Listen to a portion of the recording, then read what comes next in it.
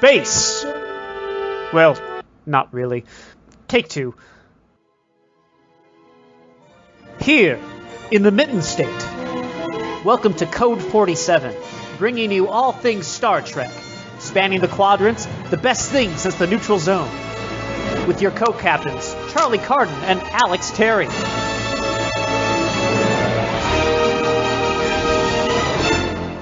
And we are back again.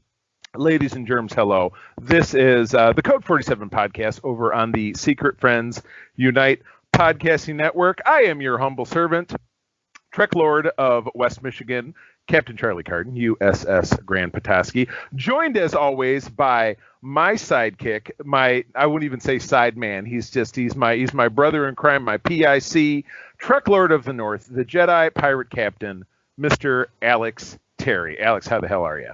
Woo-woo! I am doing fantastic. How about you? I'm doing all right. And even more special is that we are joined by an international superstar of the Starfleet International Club. That would be Mr. Joel L. From up there in Ontario, Deputy JAG of Starfleet International. Joel, how are you? I am doing fantastic. I just want to say thanks for letting me join you two legends and experts in the genre of Star Trek. I'm looking forward to this very much. Holy shit, that's a little bit too much setup for me. I don't know how I feel about that. I just rolled my pant legs up. Ouch! Yeah, exactly. So, Joel, as is customary over on the Secret Friends podcast, when we have a guest on, we'd like to ask them a little bit about kind of their background in subject matter on FSU. It's just kind of geekdom in general. But as far as this show goes, obviously we're very kind of Star Trek focused. So, what is your Reader's Digest version, the elevator pitch? What is your background in being a Trekker? It would go back to when I used to come home from public school. We only had 3 channels. So every night it was sitting in front of the TV when I got home to watch Star Trek, obviously the original series because it was the 70s, Gilligan's Island, and My 3 Sons, ate my dinner, and then I went outside till dark. And, oh, my goodness. That's where it started, and as I got older and started to work down by Toronto, I got into Next Generation and found that it was a complete escapism from real life, and ever since then, a huge collector, and anything Trek, anything Battlestar Galactica. Oh, yeah. I was a little sour on Star Wars. My favorite was Empire Strikes Back, but Mandalorian's made me fall in love again, and that's pretty much it. Reader's Digest. Yeah, your likes are, very, very similar to mine in a few regards. I was totally in love with the Ron Moore Battlestar, filmed in Canada, so a very Canadian production. And then you mentioned Toronto. Toronto's a great town. Also, Star Trek Discovery is filmed in Toronto, another reason I want to visit.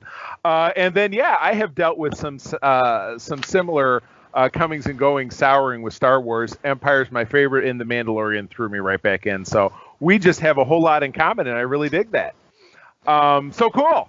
All right. Well, let's jump right on in. This week, with our guest, we are actually taking on, and pardon the blasphemy, the Holy Trilogy of Star Trek. That would be the 3-part story, which began in 1982 with Star Trek II's The Wrath of Khan, continuing to 1984's The Search for Spock, and concluding in 1986's Star Trek IV: The Voyage Home. So we're going to get this rolling. Alex suggested the format that we followed over on Holocron Chronicles podcast, which you'll be hearing later this week. This episode comes out on Monday. That episode is going to come out on Wednesday. So actually, we're recording the second and going first. I like it. I'm going to summarize the film, though I'm sure it's something people are very familiar with, and then we're going to kind of break it down. So, Star Trek II, The Wrath of Khan. Starts out, Admiral James T. Kirk faces his greatest challenge yet. Suffering through the doubts about his place in the galaxy, he is thrust into action once more against his most bitter foe, Khan Noonien Sung, who has escaped his exile on Ceti Alpha 5 and now seeks revenge on Kirk. With a powerful new device in the wrong hands and a no-win scenario in play, the cost of victory for the Starship Enterprise may prove too high. Wow. a tough movie to summarize no matter what. This film coming out, 3 years on the heels of the enigma that was Star Trek: The Motion Picture. Alex and I talked about that some weeks back.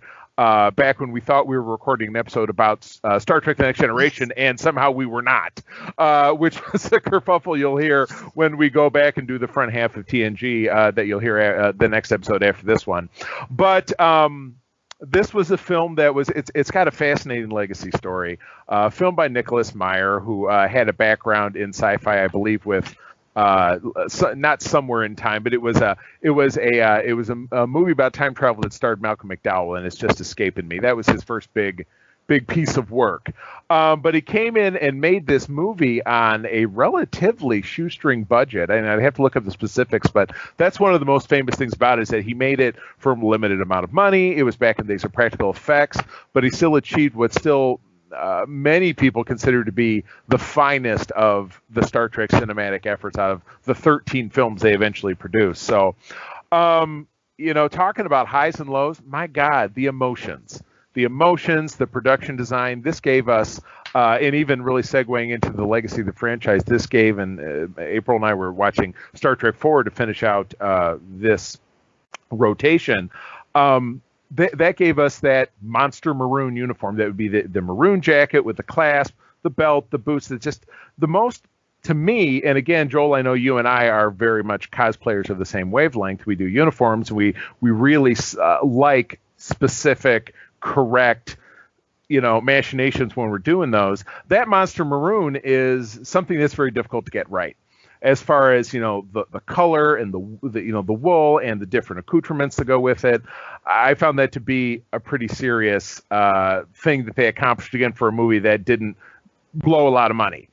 On the emotional aspect of it, you're looking at issues of things that all of us, as older, I should say aging gentlemen, we're not older gentlemen, but you know what I'm saying, faced with things about children, about careers, about simply getting older and regrets, so you're looking at these a little bit more benign things that Kirk is dealing with that are pretty normal. And then on the flip side of it, you have Khan dealing with 15 years of bitter hatred and wanting to do whatever it takes to get his revenge upon Kirk for the exile that resulted in the death of so many of his crew of followers and his beloved wife.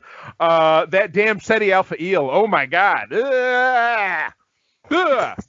I can't say any more than that. But yeah, this was a film that had some real heft to it.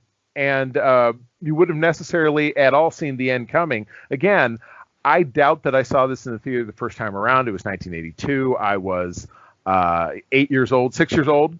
And yeah, I feel like my uncle was a big Star Trek fan, and both of my parents, but I feel like I went to see Star Trek 3 in the theater. That was my first Star Trek movie in the theaters, probably in the little one-screen Michigan theater in South Haven, Michigan, which is my mom's hometown. I think that's where I probably saw my first Star Trek film.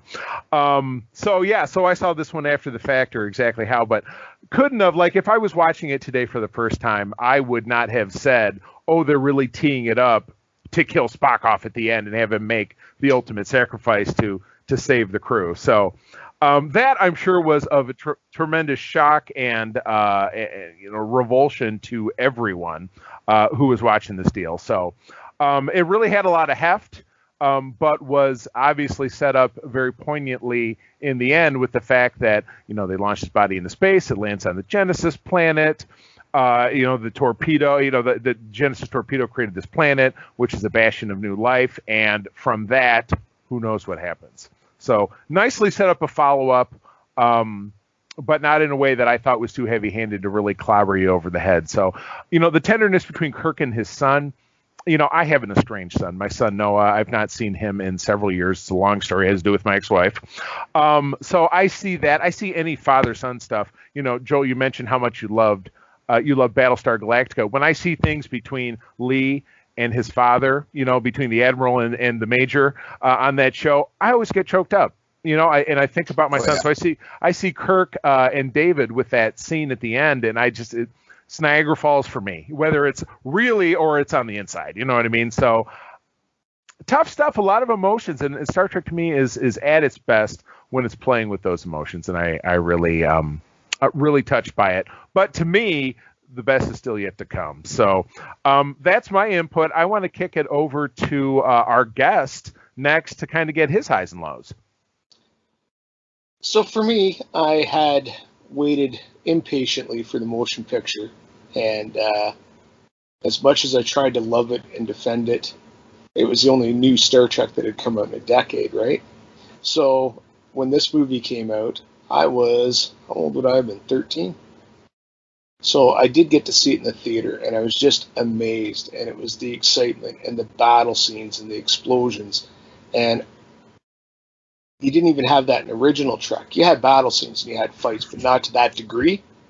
And so I was just mesmerized by the beauty and the, I thought, significant budget for special effects, but it turns out it wasn't. And it created things for me, like for the highs, you know, not having cried since the day I was born. When Spock went, I shed a tear, and I actually look at that as a high to invoke the emotion in me, to make something on a screen with characters pull that out of me.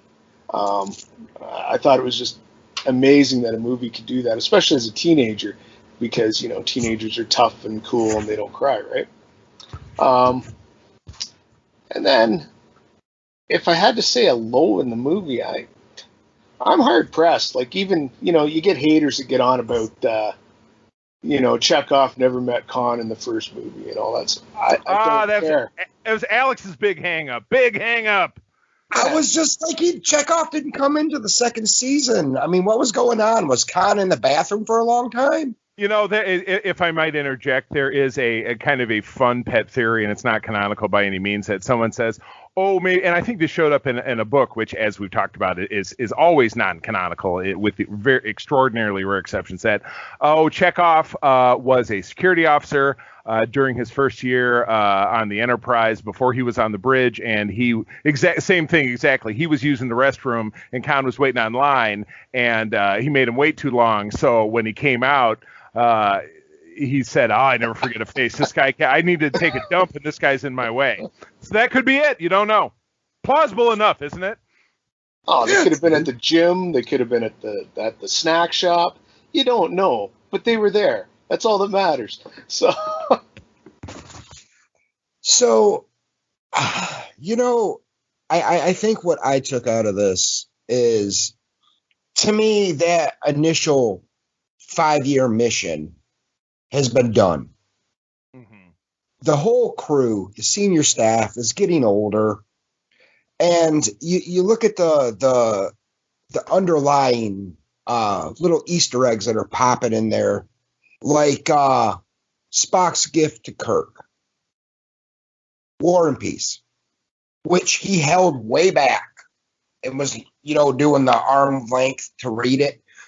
And he said, I know your love of antiquities. Well, quick interjection was actually The Tale of Two Cities, but I got you. Sorry. Oh, shush. So anyways, yeah, it was the best of times and worst of times. Wow.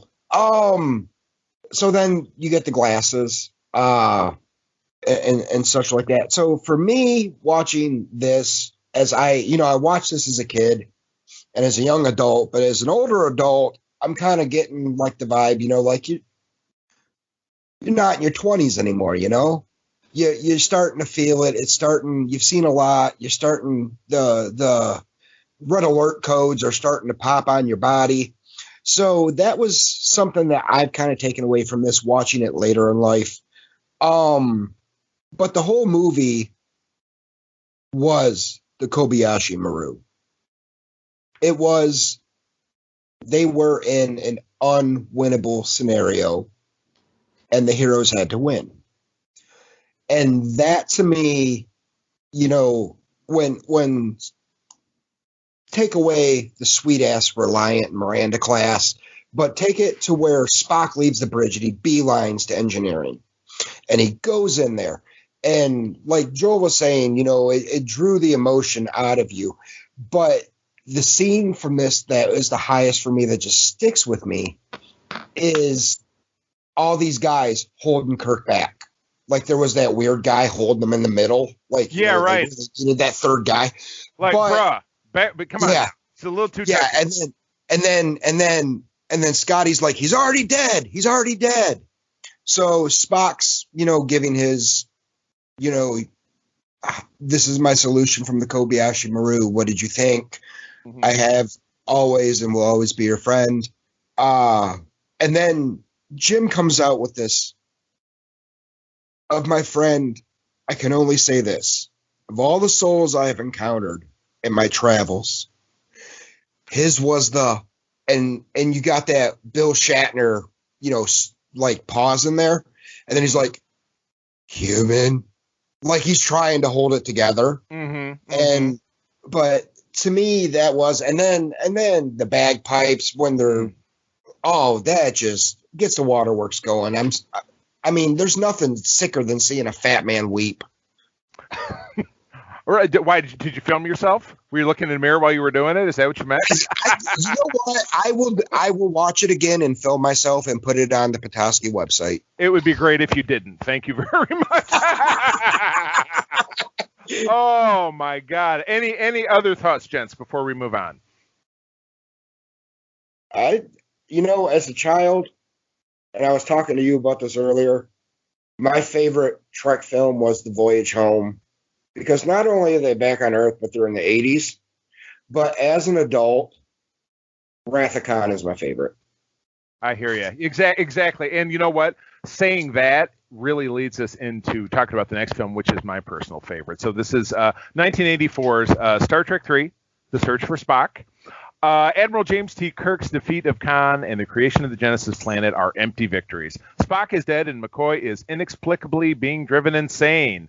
An unexpected visit from Sarek, Spock's father, provides a startling revelation. McCoy is harboring Spock's living essence. With one friend alive and one not, but both in pain, direct quote, Kirk attempts to help his friends by stealing the Enterprise and defying Starfleet's Genesis planet quarantine. But Klingons have also learned of Genesis and race to meet Kirk in a deadly rendezvous. Wow. Again.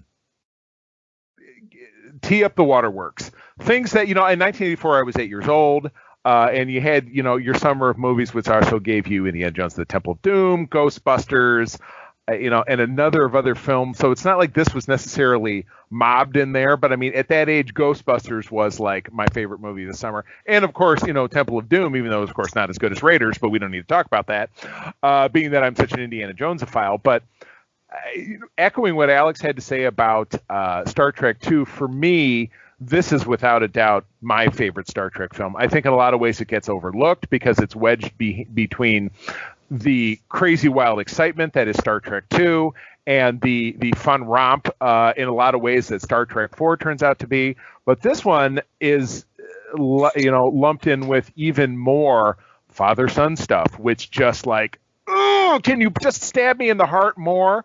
You know what I mean? You've got Sarek coming to make his impassioned plea to Kirk. This one friend alive, one not, but both in pain. You will do it, Kirk. It's like he's saying, you will do this thing for me because I can't do it. You will do whatever it takes to give me back my son, to bring back your best friend. You will do these things. And Kirk does. He does. He throws away everything he's ever worked for. He tries to work within the rule set. But, as usual, we have a snotty Starfleet admiral who is a really kind of a patronizing dick, don't you think, when they're sitting there having drinks? Keep up this irrational behavior and you'll lose everything. You'll destroy yourself. It's like, fuck you talking to me like that, goddammit. So he says, I'm James T. fucking Kirk. Commander Starfleet are always dicks. Easy now. Let's save the metaphors, or lack of metaphor. But at any rate, Kirk does what he needs to do. Steals the Enterprise, and kind of my favorite. And again, the music in this movie is my personal favorite. That stealing of the Enterprise music is the theme song to this show because I love it so much.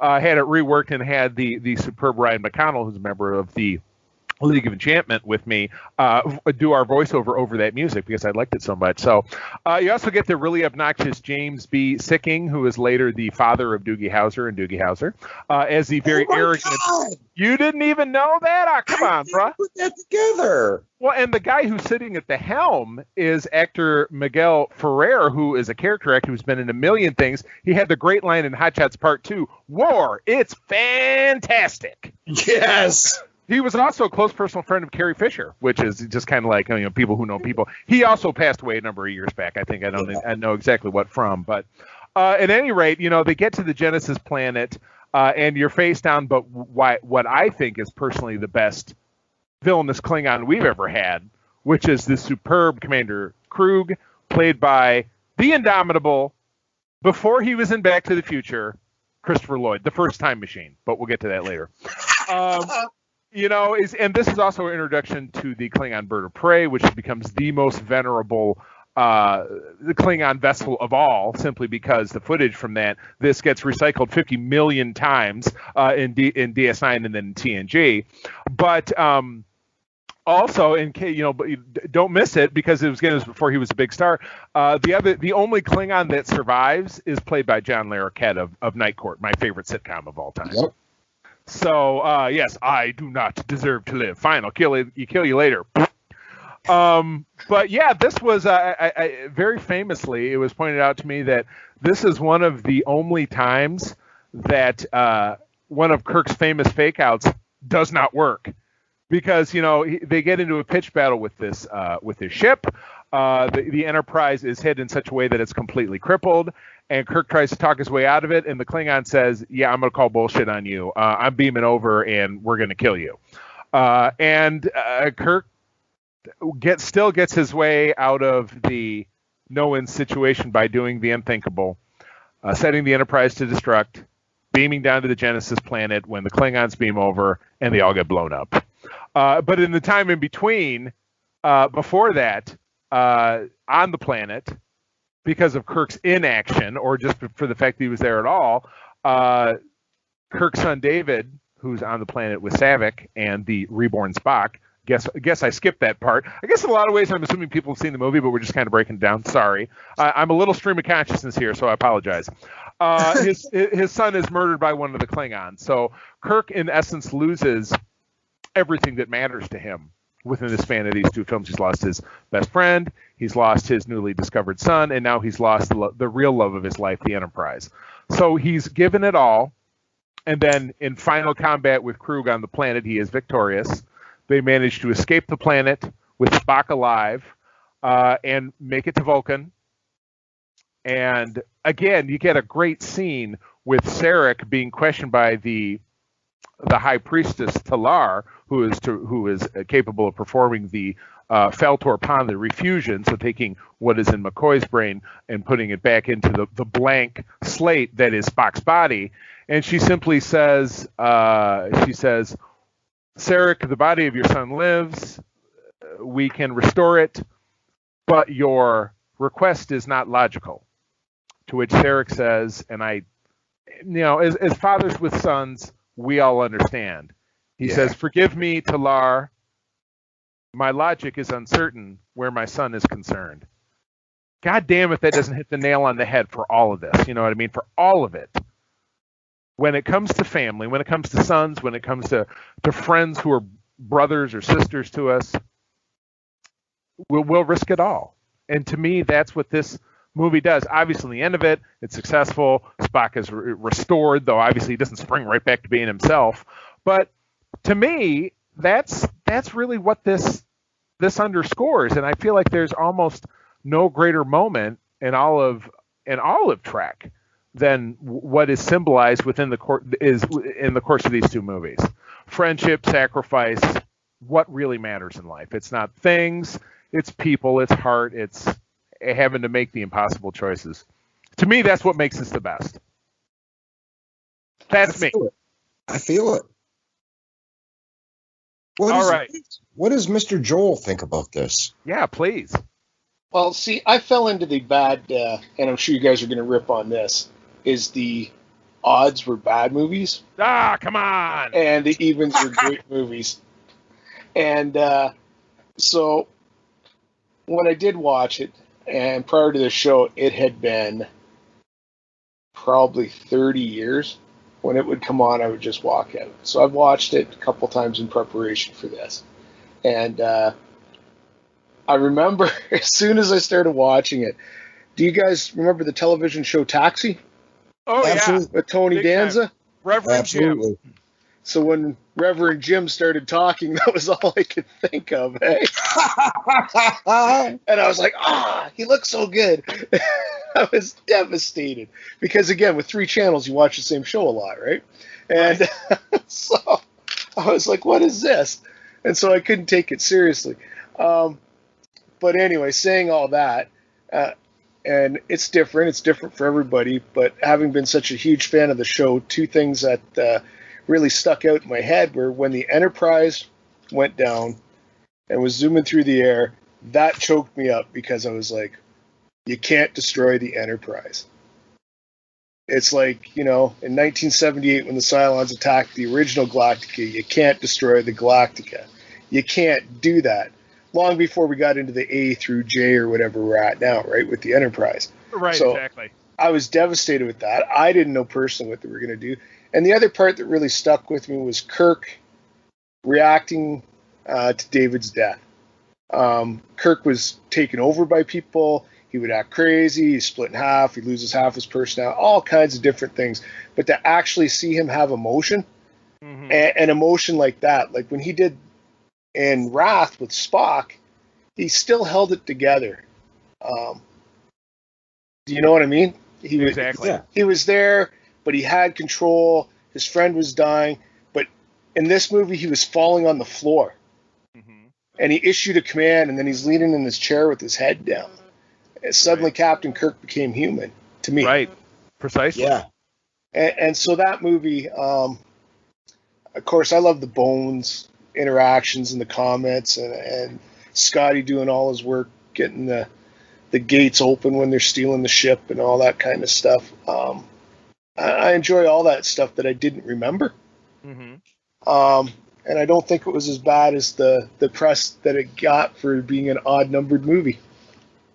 And again, that's one of those weird, like, fan constructs, like, oh, well, it's only 2, 4, and 6 that are great. Now, once we get to Star Trek 5, or Star Trek the Motion Picture, again, it's subjective.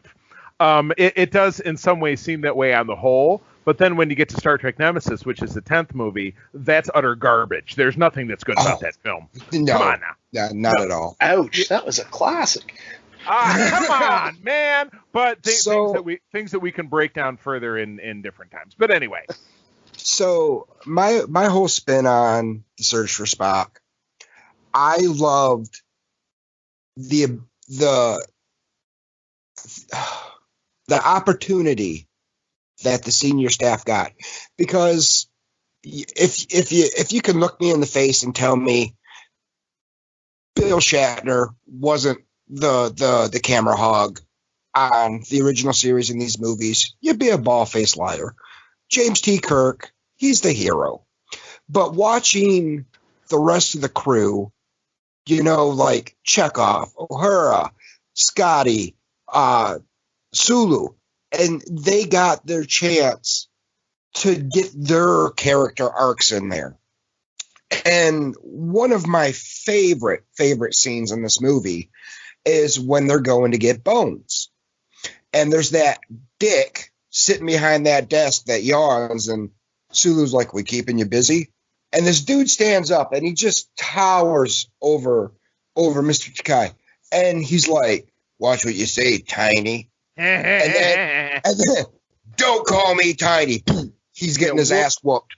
That same guy, quick sidebar, because I'm Mr. Trivia, was the airlock operator in Star Trek the Motion Picture that Spock does the Vulcan nerve pinch on and knocks him out. Funny that Spock clearly never suffered any consequences for assaulting a fellow Starfleet personnel for that. Very interesting. But I digress. Back to you. Sometimes you got to slap a bitch, all right? I guess. So the other thing that really stuck out through the original series, I loved Bones and Spock's on-air banter. Mm-hmm. Well, not as much Spock, but Bones. For the love of windmill, wouldn't you, pitchfork and pointed ears and all this shit.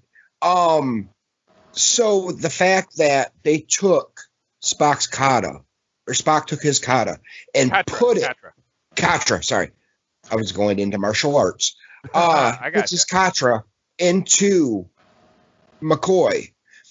That tells me that over the years, they've built a relationship. Like, Spock might be so rigid, and that's why we love him, because he's Vulcan, he's logical, but he trusts McCoy with the most precious thing to him. That's what I took from it. And it could be that he was the only dude that Spock had knocked the fuck out, but Could be. it's that's what I took from it. And to me, I think there's an underlying buddy film, between, but it just killed me in the end. So they're putting his katra back into Spock's body, and the first thing that I noticed is, oh my God, the mask from Scream is on the robes. The second thing I noticed is once, everyone's lined up and Spock's walking past them and he's talking to Jim, and he keeps looking back at McCoy, but he doesn't say a damn thing. And I'm like, I was just waiting. It was like building up for me. And that was a letdown for me, because I would have liked to have seen a little more exchange from Spock to McCoy. Like, hey, bro, sorry I almost wrecked your noodle, but thanks for bringing me back. But, and Search for Spock, like you said, the other thing, the closure, you weren't there. David died protecting us. He saved everybody. So giving Kirk that closure, I thought was cool. And, just watching the evolution of Spock on the Genesis planet, it's a great flick. Odd or even, I don't care. They're all good except for Nemesis. But bingo. But it's a great flick. And it just the arc for everybody. And that's what I took out. It's just seeing the character development. And that's what I got out of it. So if I can jump in, one of the things that you said, you rung a bell with me, was scenes for the underlying cast. And I have laughed every time I've saw it, is the scene with Uhura and the kid. Yes! Mr. Adventure, oh yeah. Yes. And she puts him in the closet and she's like, oh, he'll be eating out of my head. And it was like, that was awesome. Like, it wasn't, I'm answering the phone. It was like, she was putting this little toad in his place and throwing him in the closet. Right. Like, that is the best. And the other thing for me was, and it was reading newspapers back then, if anyone knows what a newspaper is. We do. You were always reading that Leonard Nimoy wasn't going to play the character anymore. Mm-hmm. And so when they brought him back in this movie, because how could there be Star Trek without Spock? Like, how could there be Star Trek without the Enterprise, like I said? So the fact that he came back and he was going to be in it, I don't know, made me feel good, I guess, for lack of a better thing. But like, it was like closure in that part, right? Right. Well, yeah, because that was a big part of your childhood. Absolutely. Right. Yeah, exactly. Exactamundo. Cool. All right, man, guys. Well, we're taking it home with this last one. This is our last one. 1986's Star Trek IV, The Voyage Home. Admiral James T. Kirk is prepared to take on the consequences for rescuing Spock and stealing and then losing the Starship Enterprise, but a new danger has put Earth itself in jeopardy. How shocking. That's my editorializing right there. Kirk and his crew must travel back in time in an old Klingon bird of prey to right an ancient wrong in the hopes of saving Earth and the Federation from certain doom. Well, not really the Federation, but Earth certainly. I mean, that's kind of, let's not make it what it's not. Okay. This is and again a largely very popular film of all of them. In a lot of ways, the humor and kind of the fun aspects of it, and taking place in kind of a contemporary setting, really does propel this film into the spotlight. We're wrapping up the previous two films, which again had a lot of Trek-centered thoughts to it where this one in a lot of ways stood apart because it was a little bit more accessible to the layman, as it were. I mean, somebody could sit down in this movie and certainly even in the beginning as our team is getting ready to depart Vulcan, they really recap kind of what has happened in the last film. So you know why they're there because Kirk's log entry explains it, and then as he's running down and chatting with the crew and say, hey, he very quickly resums, hey, we're here because we saved Spock, blah blah blah, and now we got to go back and face music, and then it's also obviously replayed within the Klingon Federation Council chamber. And you get to see Sarek spar with this, snotty Klingon ambassador, which a Klingon ambassador kind of seems like a contradiction in terms, a Klingon diplomat, but whatever. I guess one takes the jobs one can get, as Q once said. This John Schuck, who was Painless the dentist in Robert Altman's 1970 film of MASH, which spawned the TV series. Painless the Polish dentist, the guy with the big schlong. Anybody? Nobody seen that movie? Yep. Okay, very good. I don't feel totally isolated. He later came back to play a Cardassian episode of DS9. But anyway, yeah. So yeah, what they do figure out is that this probe, which is broadcasting a signal, which is disrupting all electronics and basically destroying the atmosphere of planet Earth, broadcasting a signal. Nobody really knows why, but as the warbird is approaching, the bird of prey is approaching Earth, bringing our gang back. Spock, of course, figures it out that really it's trying to talk to the now extinct humpback whale species because they speak the same language, because the signal, when heard underwater, is the songs sung by whales. So Spock does his thing. He figures out what they can do to slingshot back in time, and amazingly, they choose to go back to the exact same year that the movie came out. What a great choice. Good deal. So they land in contemporary San Francisco. So you get a lot of fun stuff with them trying to fit in with 1980s culture and figuring out how money works. And Kirk and Spock have to ride the bus and deal with the surly bus passenger who flips Kirk and Spock the bird when he tells him to turn his stupid music off.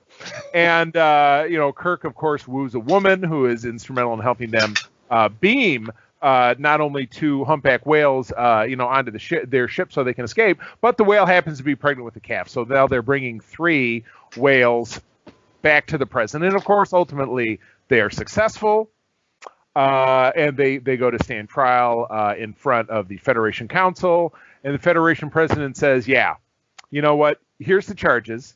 You did all, how do you plead? Kirk says, we plead guilty. He says, no, we're going to throw down. We're going to be honest about this shit. We did what we did. And he says, all charges are dropped except this one against you, Kirk, because obviously you were running the ship. But instead of sending you to jail, I think we'll just reduce you in rank to captain and we're going to give you a new ship. And we're like, Aww, isn't that sweet? Now, again, that's some kind of head-scratching logic. There's also a very nice scene with Sarek and Spock again, where Sarek actually apologizes in the only way that Vulcans can for the fact that Sarek held it against Spock for all those years that he joined Starfleet instead of going to the Vulcan Science Academy, which was further explored in recent in season 2 of Discovery. So that was pretty great. But again, they do it in a Vulcan way, so there's no emotions, and it's like it's an apology, but it's not really an apology because he says that opinion may have been an error, not like I was wrong, but you know what? You take what you can get. It's okay. But so from that, our gang is on a shuttle pod, and they're going up to space dock. And they're rolling through, and they're saying, "Yeah, I love McCoy's bureaucracy is the only constant in the universe. We'll get a freighter." And Sulu with his big boner on it, he's got a face boner. Oh, I'm hoping we get Excelsior, And Kirk says the ship is a ship, and then they actually crest over Excelsior, ironically enough, and it drops down. We have another Constitution class ship, USS Enterprise, with the letter A at the end. And I mean, I watched that an hour ago, and I said to my wife, I still get the goose flesh when I see that because that's my ship. That has always been, Joel, so you know, that has always been of any science fiction, any fictional anything, that has always been my favorite anything. I love that ship because I grew up with these films. It's all over my house. I have big models, I have small models, I have pictures on the wall. I mean, if you saw the original artwork that I just had commissioned, it was my wife and I animated in the monster maroon uniforms on the bridge of the Star Trek, the Wrath of Khan Enterprise, so on a Constitution class ship. So that's just, it's my thing. So anytime I see it, I get like, I get a little emotional. You know what I mean? So yeah, this was a great end to that. In a lot of ways, if you didn't watch the other two films, it would kind of be okay. Because to me, this was a perfectly satisfying kind of trilogy story arc that felt complete from start to finish. You know, there were things to accomplish, there were wrongs to be righted and rights to be wronged, and they did them all within these three movies. And yes, things went on, and it was a year after this that Star Trek: The Next Generation came to TV, and you had all of the 1980s versions of neckbeards, which is an expression that Alex and I love to use, bitching about that's not my Trek. That's not my Trek. So, in essence, I assume they were referring to how much they loved these films, and then obviously what came before. But of course, excluding Star Trek: The Animated Series, which is crap. So, that is my final take. Joel, what is your final take? What did you think about the film, and what did you think about the legacy? Well, I think it was a fantastic way to end the trilogy. The first movie was action, second movie was emotion. I mean, it's in all of them, and this one was humor. You talk about a movie that I can just sit there and watch over and over again. And it starts with the close because it was the 80s. And then you get into the interaction where Chekhov and Uhura meet the cop. And they're looking for the nuclear vessel. And no one can understand. And they're hitting everybody up in the street. Do you know where the vessel is? Do you know where... You know, we've seen the movie a million times, and again, when we watched it this morning, my wife was still chuckling. I think that's like one of her favorites. And you'd already mentioned the bus scene, and then there's other things that like I get a kick out of now as an adult. Like there's got to be some detective that's stressed out over the unsolved case of that marine biologist going missing. Yeah, exactly. Yeah. Oh my God. Yeah, exactly. You know, like Shatner probably did that on Unsolved Cases or whatever that show had. So, and then the whole Star Trek concept, the Prime Directive. Let's get into Catherine Janeway. We'll never violate it. There's McCoy and Scotty. Who's to say the guy didn't invent this? And that was it. And they gave him the formula, and it was like, wow, transparent steel. Season based on the Prime Directive violations. These guys, like 30 seconds, are giggling and give it away, right? Yeah, so right. I loved it. And Spock trying to learn to cuss. Like, oh, the hell with this. Yeah, right. So I laughed, and you know, she comes running into the park, and she runs into the side of the ship and falls down. It's just little things like that I really enjoyed in the movie, eh? And I thought it was a fantastic way to finish it up, and the whales get loose at the end, and they're all smiling and playing on the side of the bird of prey in the water, and it was just a feel good movie for me, eh? Totally. I almost think it could have ended there. Right. Right. Because it was so good the way it ended, and him getting put back down to be a captain. But that's who he is. He's Captain Kirk. He's not Admiral Kirk. Right. He's Captain Kirk, and it made everything right. And so that's pretty much my view on it. I mean, the lows, obviously, the close, and a few other little things like that. But I thought that was a fantastic movie. Right.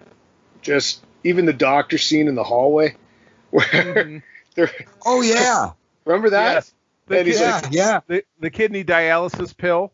Yeah. I got new kidneys. So he gave her a pill. It's like it's like Viagra. It's like the kidney pill version of Viagra. It's amazing. So it was stuff like that was just so funny, eh? And they go into the operating room. They have no masks. Like, where do you get this stuff? Like, whoever wrote it did a lot of small details that I think made. And when I say who wrote it, it's not who wrote it, but who did the little side pieces like that. Right.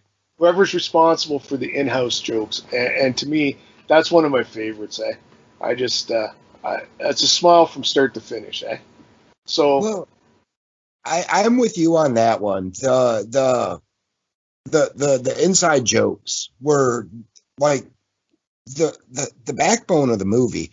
I mean, when we're talking about like the whole Prime Directive violate, well, who knows he didn't invent it, and they give him the formula for transparent steel. And so Scotty's sitting there. He's the engineer to end all engineers in the universe, and he's talking into a mouse. Computer. Hello, computer.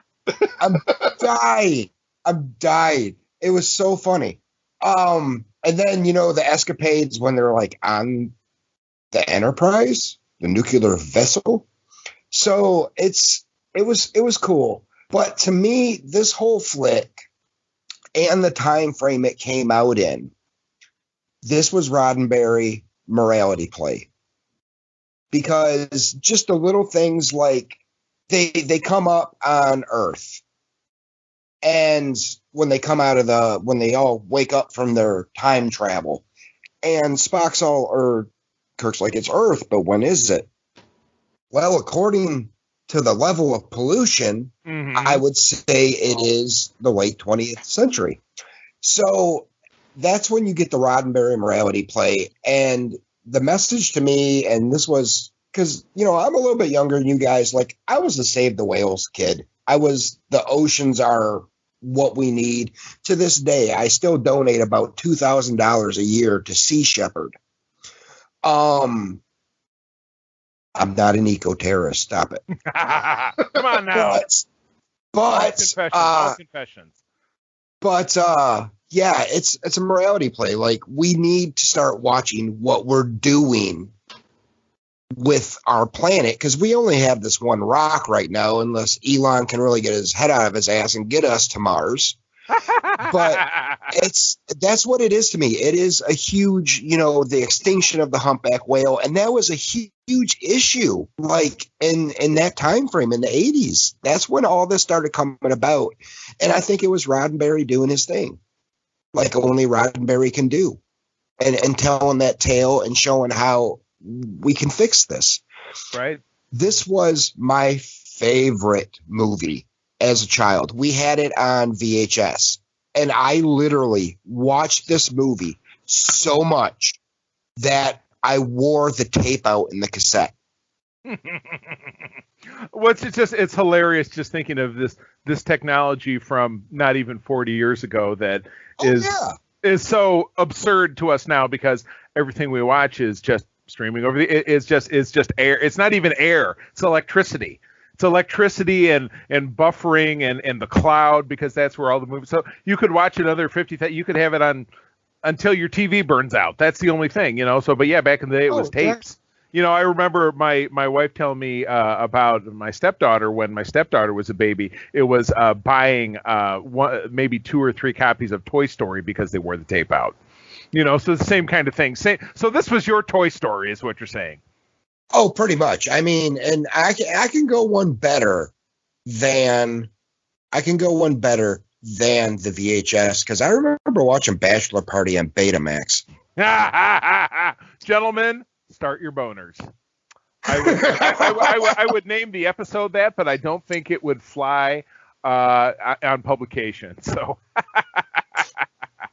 Oh, well, gentlemen, that about wraps it up. Any final thoughts about the legacy of the trilogy before we put Joel on the spot and get him to talk a little bit about his STI chapter and all that kind of good stuff? I'm going to have to say that I'm with Joel on that one. They set it up. They could have ended it right there. Mm-hmm. It was happy. It was feel good. He went back down because you can't be an admiral on the bridge of a starship. They knocked him back down, the captain. Right. Which is, of course, in real militaries is something that would never happen, but that's okay. That's okay, yeah. So, yeah, it was absolutely, I think, right. I mean, rarely do you find a trilogy where they really solve what they set out to do. Like, in a lot of ways, the Star Wars trilogy, the original one, they did a lot, and they concluded a story that had been expanded backwards and forwards from there, and with mixed results. I mean, some of it is great and some of it is terrible. But with this, if this was again the only Star Trek that you had, if you watched the original series, then you never saw Star Trek the Motion Picture, and then you watch these 3, and then you never watched anything else ever, I think you have a pretty complete story. And I think that's a pretty significant accomplishment. In so much as, and Joel, I'm sure you'll agree with me, I thought Ron Moore's Battlestar Galactica was a fantastic story, start to finish in 4 seasons because they started with the tale and they finished a tale, and it was just done. And it was sometimes, just yeah. Sometimes that's the best way to do it. Like, I know you get into financials and movies want to make money. Oh yeah. Everything else, so you keep stretching it out. Well, we won't go into that Star Wars 7 to 9. Yeah. Oh boy. And throw in a puffy animal so we can sell stuff. But to me, those 3 movies, like Alex was saying, you don't watch Star Trek, you see those movies, especially 4. You've just watched a movie that you laughed, you felt good, and you felt your money was well spent. Mm-hmm. And you're a part-time sci-fi fan, but everybody knows who Captain Kirk is. Not Admiral Kirk, Captain Kirk. Yeah. And so it was the way it should have been. Rights were wrong, or wrongs were righted, I guess. Mm-hmm. Mm-hmm. Absolutely correct, my friends. So, with that being said, Joel, I'm going to throw you back to the Reader's Digest format. Thank you for joining us. It was great to have you. I know that you've not done a lot of podcasting yourself, and I think for prior conversations, this is kind of a newer experience for you, if I'm not mistaken. It absolutely is. Gotcha. Cool. Well, you did a great job. You absolutely brought it to the table. And trust me, I've been podcasting for 7 years, doing Secret Friends Unite with my best friend, my college roommate. We've had a ton of guest stars. A lot of them haven't been so great. So you know what? You brought it to the table. So good work. But tell us a little bit about, and again, Starfleet International, the Star Trek fan club, is kind of an underlying bit, though we don't talk about it a ton on this show. We talk about Star Trek, but we do obviously make mention of the fact that Alex and I both head up chapters. But you are also a chapter president up there in Canada. Give us the kind of Reader's Digest version of the USS Nomad. The USS Nomad started, I wanted to come into the Starfleet. I'm retired now. I retired early. And I always wanted to do something. It's the typical kid fandom. I want to be a captain of a starship. Mm-hmm. And this is how I'm going to do it. And the academy courses, I get a kick out of those and all that. So basically what happened was I wasn't pleased with the location I was at. And I decided to start the ship with 4 other people. And right in the middle of COVID, because that'd be easy to arrange meetings and meet people. Sure, why not? Yeah, it's a great time. And so we started in June with 5, and we're currently sitting at 36 registered and 4 unregistered members. They talk every day. We have a ton of social media channels. Every day there's something. We still have a couple members that use email for their main communication, so it's a lot of keeping up. But we're basically focused on charity work. Again, if COVID ever ends, we're still in lockdown in Ontario. But during the time period, we've been able to do 3 things, which were successful. One was a fundraiser for PTSD dogs for veterans, and we did a walk. I took part in that one too. Yes, you did, and you got a fantastic coin from the Canadian military. Ooh, yes, I did. Nice. Supporting, rewarding you for your participation. The next one we did was the food drive. The fleet, without promoting the fleet a lot, did a food drive against the keg. In the very first report, it was 300 and some pounds to 15. Well, I was appalled with that. So as a chapter, I have members in 7 states and 3 provinces.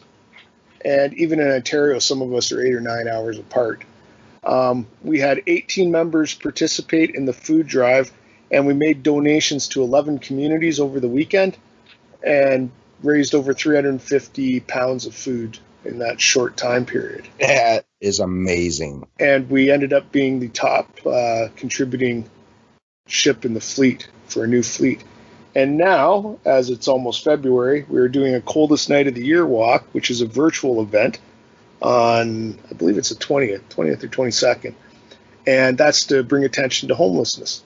And the food bank runs the homeless shelter in the community I live in, and they contacted us for help because they didn't have participants, and they know that we do the Star Trek theme to get attention and have people see us, ask questions, and bring attention to the thing. So I said, absolutely. We signed up. We set a small goal, only $250 based on everything else, and we're already well over 500. And that will go all to our community. I don't ask people for donations in our community. I ask for donations in theirs. So this is a Canadian event, and I have a member walking in Belleville. I want him, and he did. He made his team in Belleville, and the money goes to their homeless shelter. It's not about me and mine. It's about us serving communities across the region. And so that's basically what the Nomad's about. It's about helping communities, and if I know there's a million charities out there, and we all have to have different ones or none of them would get by. And that's fantastic. But as a group sometimes, and for support, all I'm asking is people go for a walk that day. If they're not contributing to their community, and send me a picture showing that you're supporting us. I don't want $5. I don't want $1. Just some support, or do your own community. Good and basically, in a nutshell, that's what the Nomad's about. We're doing some podcasts now. We're doing some get-togethers. We have one that we do at 11 o'clock at night. No uniform, no rank. And you can come in and say whatever you want. And usually there's beverages going on, adult beverages. Gotcha. And we have our meetings. We play games. We're going to dominate you because I put the challenge out for trivia. I know you'd like to think that, but no. But you know what? I admire your enthusiasm, but I don't really think anybody could take me down. But you know what? I'm willing to do it. That's okay. That's how confident I am. I'm actually going to be part of this just to watch this because Joel's over here poking the bear, and like I had messaged Charlie earlier when I was just recapping the films, and I'm like, there's all these things that I'm picking up, and I'm like, I used to just watch Star Trek for enjoyment until I met the Dark Master, Captain Carden. He's like, no, my young apprentice, you must watch deeper. Dig deeper. So, well, hey, that is great. And Joel, if someone in your area, and so you are north of Toronto in Ontario. So if someone in your area is interested in learning about the Nomad, where do they find you? We are currently at ussnomad.com. Okay, easy. Which is our website. Mm-hmm. And we are on Facebook as USS Nomad NCC 72382. Very good. So they can go there to find a little bit more about you. Well, again, man, thank you so much for joining us. And Alex, do what you do and play us up on out of here. All right. For more information about Starfleet International in Michigan and beyond, please visit USS Grand Petoskey, USS Septarian, and the USS Nomad NCC 73282. God, I hope I got those numbers right. No. On Facebook. No. On Facebook or nomad.com. Code 47 podcast is part of the Secret Friends Unite podcasting network and is produced by Starfleet Admiral Todd Oxtra. He wishes. Oh, my goodness. Well, as friends, as always, thank you for joining us. We are, of course, part of the Secret Friends Unite podcasting network. You can find us over on Twitter at 47podcast or, of course, at Secret Friends U, the letter U. We have 4 great programs. You're listening to Code 47 podcast right now talking about Star Trek. We do have the co-op mode, a similarly quasi-Canadian program, which talks about video games. Secret Friends Unite is our main show, geek culture overall. That is Todd Oxtra and myself. And the Holocron Chronicles is, again, quasi-Canadian because that's Mark Carabin and myself talking about Star Wars. So hit us up on Twitter. We would love to give you something from our digital prize closet. Tell us something that you're enjoying, Star Trek or otherwise. A question for us, a topic suggestion. We are all for it. That is it. Don't forget, we've got a merch store over on TeePublic. Shirts, hoodies, stickers. I just ordered some stuff for myself. Lots of all the logos of our shows and, of course, some other fun stuff. All of the proceeds there do benefit the charity that the wife and I belong to here in Michigan, the League of Enchantment, which does outreach for kids here in the state of Michigan, hospital visits and things of that nature. So love to get yourself some stuff and show us your support. Thank you one last time for joining us. I'm going to tell you, as always, that sharing is caring and to keep on trekking. Be good to one another and live long and prosper.